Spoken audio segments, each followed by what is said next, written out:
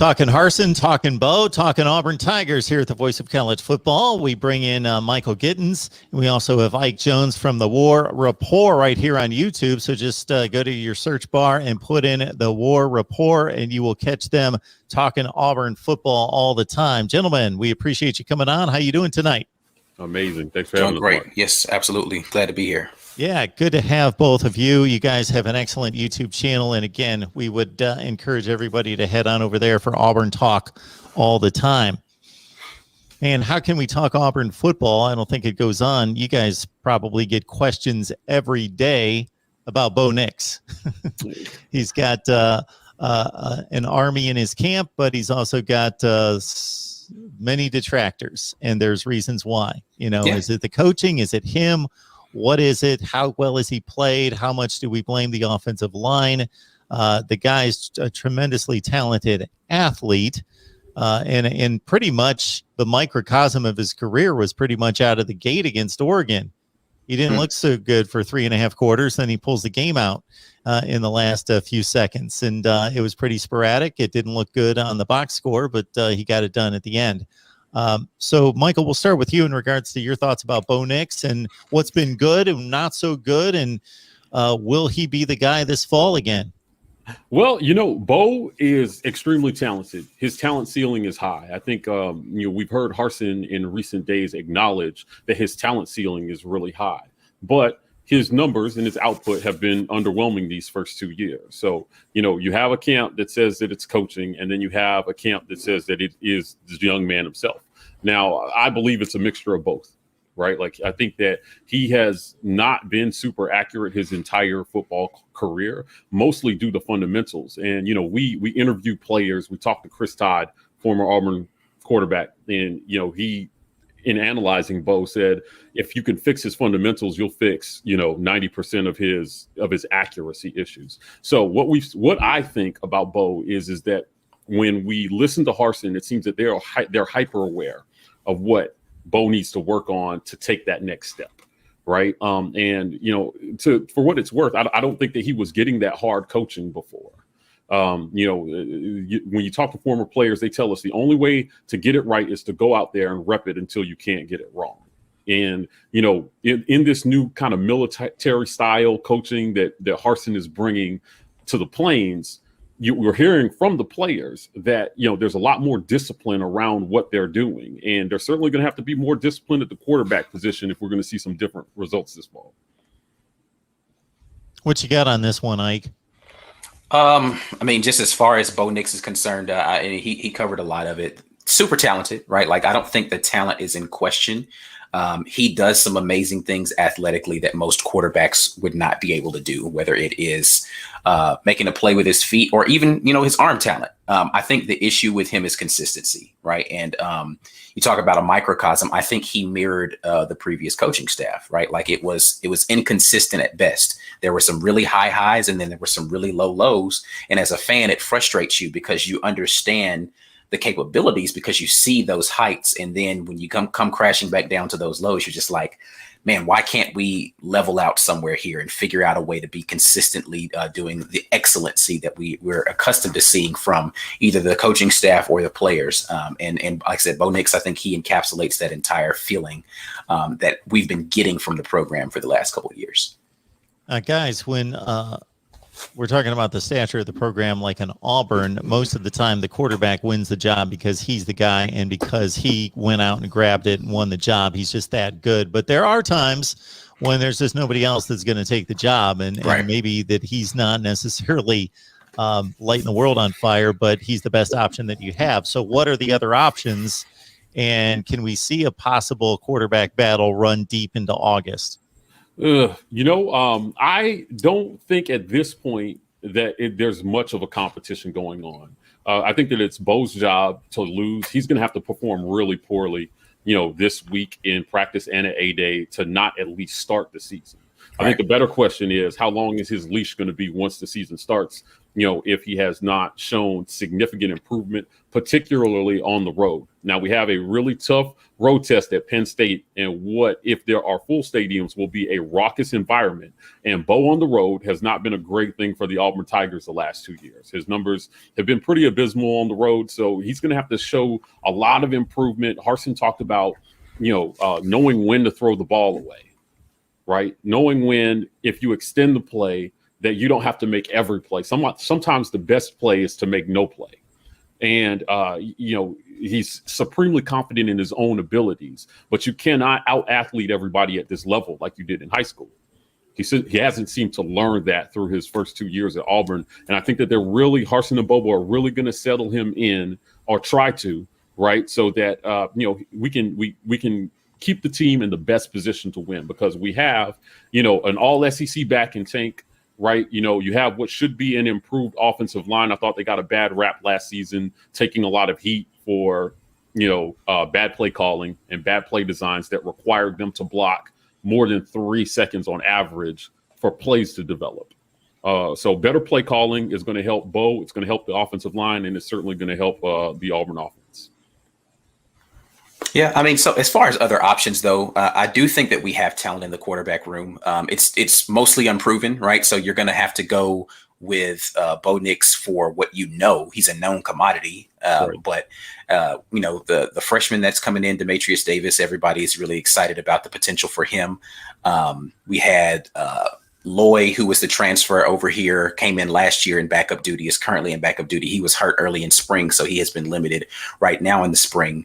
I'm a particular fan of Shea Garnett. I think that he's a really talented kid. He was basically redshirted last year, so he still has a ton of eligibility left in front of him. He's a bigger guy, athletic, really smooth with his throwing motion. He has yet to see the field for Auburn. There's a walk-on kid. What's his name?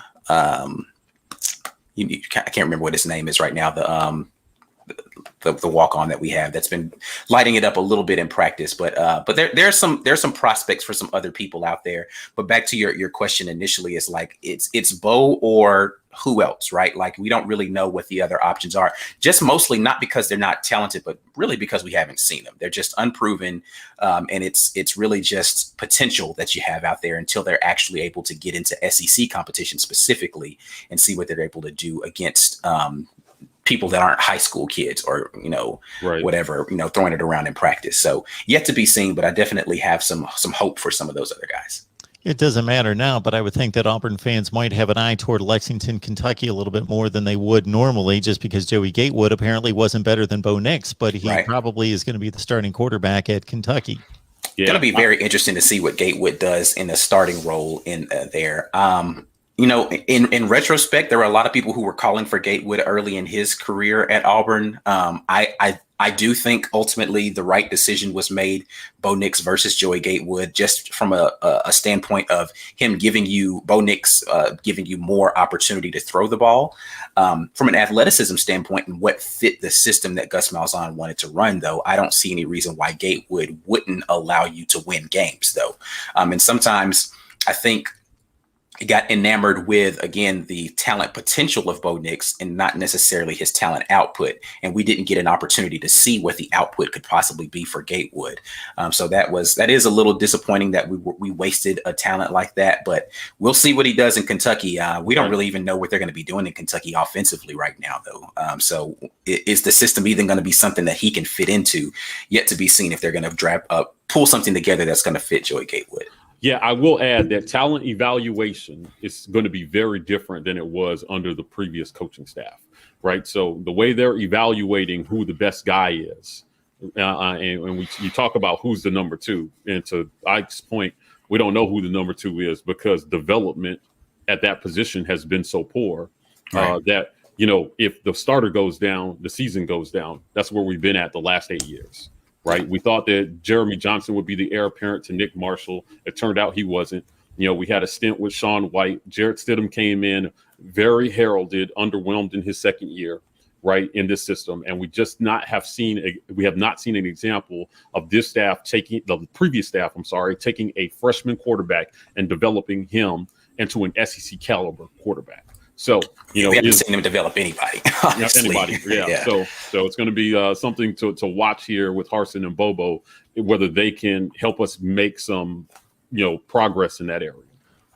Folks, we got a free Auburn face mask for you at voiceofcollegefootball.com. So register for free right there. You can get a free Auburn mask, or we've got 35 teams available again at voiceofcollegefootball.com. If you don't want a mask, then just check us out at voiceofcollegefootball.com. Register for free. We launched that site a couple months ago, and check it out. We've got new content there every day, and we're going to be doing great things throughout the summer.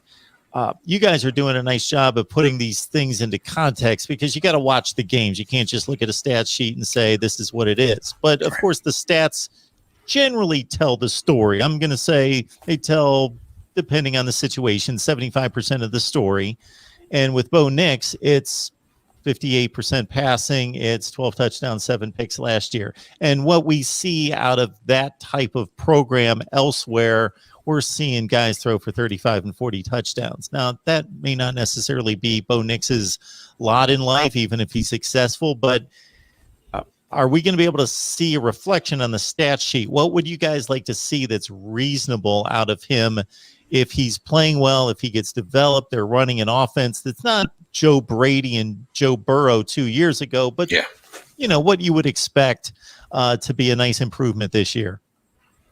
For me, it really, I go back and nostalgically and think about how great our defense was 2 years ago, and long for the days of having a very dominant defense with an adequately performing quarterback. We lament over the fact that if Bo Nix his freshman year could have just been an average quarterback, as far as his consistency is concerned, specifically on the road, I think that we win a lot more games that season. So for me, I just want to see Bo Nix get into the mid 60s as far as his completion percentage is concerned, just be a solid manager of the football game, hand the ball off successfully to a Heisman caliber, in my opinion, running back, and get the ball out to the talented guys that we have on the outside. We've got a lot of wide receivers, unproven again, but very talented guys that he can get the ball into their hands and let them do work.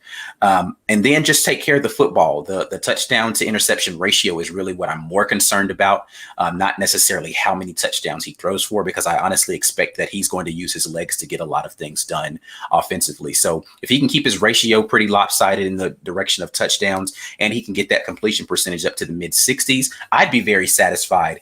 Again, if we do have that dominant defense coming back where we can limit people's ability to score against us, and then we just play ball control, keep away, let's keep it moving, I'd be happy with that.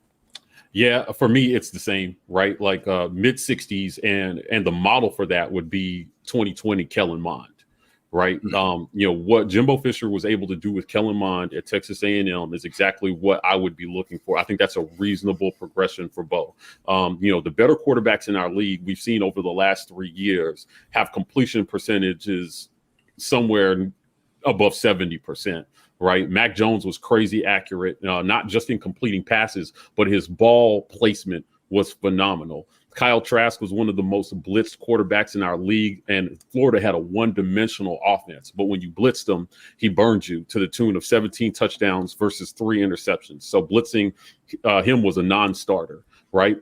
What we experienced last year with Bo was, when kept clean, he completed only 64% of his passes. Now, quarterbacks in our league, when under pressure, their percentage drops off significantly. So, nearly 80% Mac Jones, right, when kept clean, was only 55% when under pressure. So the question is, what is that fall off from? He's just got to be more accurate with the football. I mean, that's what it boils down to. Again, I can't reiterate, the offensive line took a lot of heat last year. When they gave him a perfect pocket, he still could not complete passes. And even when he did, sometimes the ball placement was so poor that the receivers were not able to make a play after the catch, or it kept them from making the maximum play after the catch. They just have to get better with that. Now, some of that was on Bo, and some of it was on poor, slow developing plays that were called that didn't give him any options to check down to. All of that has to improve for Bo Nix to improve his completion percentage. So I think mid 60s is reasonable.